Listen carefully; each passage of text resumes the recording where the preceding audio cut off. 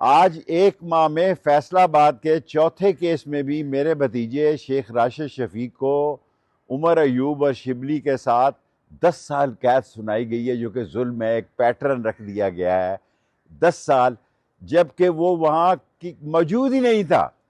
اور ہم نے بحث بھی نہیں کی، ہمیں مطلع بھی نہیں کیا گیا، سرکاری وکیل سے ہی بحث کر لی گئی اور سرکاری وکیل کے ذریعے ہی 10 سال سزا سنا دی گئی۔ ظلم کی انتہا ہے اور انصاف کی دھجیاں بکھیری جا رہی ہیں، انصاف کو نیلام کیا جا رہا ہے، انصاف کو ٹکے سیر بیچا جا رہا ہے۔ خدا زندہ ہے،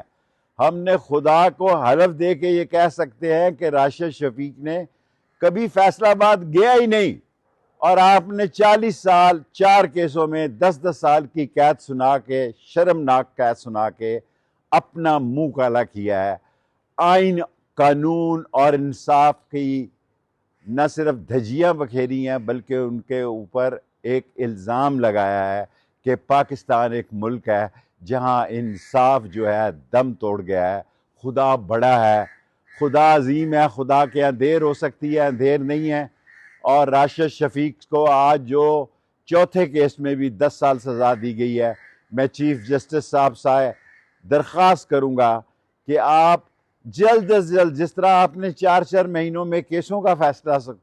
حکم صادر فرمایا تھا، اسی طرح ان کی اپیلوں کا فیصلہ کریں۔ ہم سرنڈر کرنے کے لیے تیار ہیں، اپیلیں سنی جائیں، ہائی کورٹ